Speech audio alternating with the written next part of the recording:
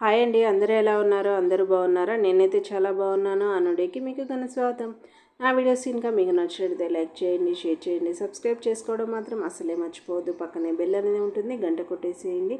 ఇంకెందుకు ఆలస్యం, మన వీడియోలోకి వెళ్ళిపోతే ఈరోజు ప్రొఫెసర్ జయశంకర్ తెలంగాణ రాష్ట్ర వ్యవసాయ విశ్వవిద్యాలయ కేంద్రానికి అయితే మేమైతే వచ్చేసాము. ఎందుకు వచ్చాము అనేది కూడా చెప్తాను ఈ వీడియోలో, పూర్తిగా అయితే వినేసేయండి. రైతు అనగానే చాలామంది చాలా చోట్ల మనము విత్తనాలు సేకరించే విధానంలో చాలా మోసాలు అనేవి జరుగుతూ ఉంటాయి కదా. అలాంటివి ఏవి జరగకుండా ఇలాంటి విశ్వవిద్యాలయాల్లో విత్తన శుద్ధి చేసి మరీ అమ్ముతూ ఉంటారు. ఇలాంటి విత్తనాలని ఎంచుకోవడం వల్ల మనకి పంట దిగుబడి కానీ, అలాగే పంటలో వచ్చే తెగుళ్ళ నుంచి కూడా మనం నివారణ అనేది చేసుకోవచ్చు.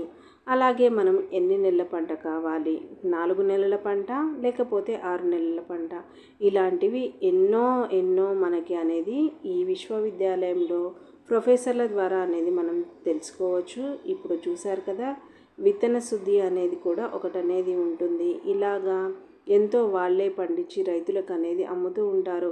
ఒకవేళ విత్తనాలు అయిపోయినా కానీ మళ్ళీ వాళ్ళ దగ్గరే అనేది సేకరిస్తూ ఉంటారు.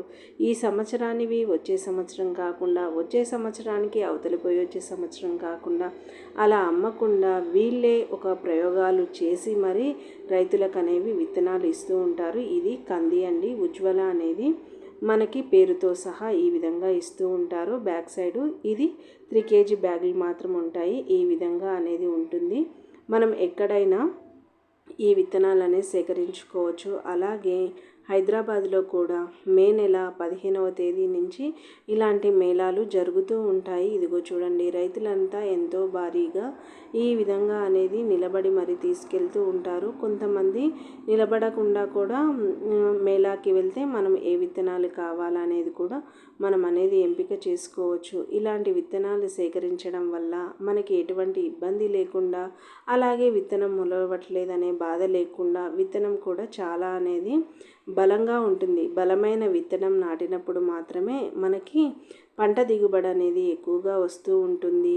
దళాల దగ్గర తీసుకొని మోసపోకుండా ఈ విధంగా మీకు దగ్గరలో ఉన్న ఎక్కడైనా విశ్వవిద్యాలయాల్లో పండించిన విత్తనాలు, మేలు రకమైన విత్తనాలను వీళ్ళనేది చాలా పరీక్షల తర్వాత మనకి రైతులకు అందుబాటులో తీసుకొని వస్తూ ఉంటారు. కాబట్టి మీకు దగ్గరలో ఉన్న ప్రాంతాలలో ఎక్కడైనా ఉంటే అక్కడ తెచ్చుకోవడానికైతే ప్రయత్నం అయితే చేయండి.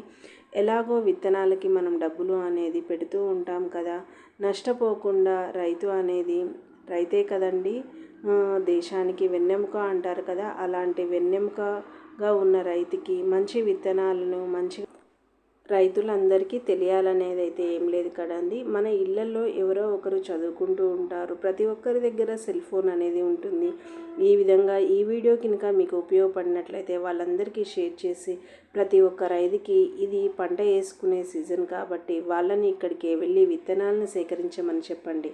అన్నట్లు మీకు విషయం చెప్పాలండి, మన మట్టి కూడా ఏ పంటకి ఏ దాంట్లో ఏది వేసుకోవాలని కూడా మన మట్టి అనేది కూడా పరీక్షలు అనేవి జరుగుతూ ఉంటాయి. ఈ వీడియో కనుక మీకు నచ్చినట్లయితే లైక్ చేయండి, షేర్ చేయండి, సబ్స్క్రైబ్ చేసుకోవడం మాత్రం అసలే మర్చిపోవద్దు. పక్కనే బెల్ అనేది ఉంటుంది, గంట కొట్టేసేయండి.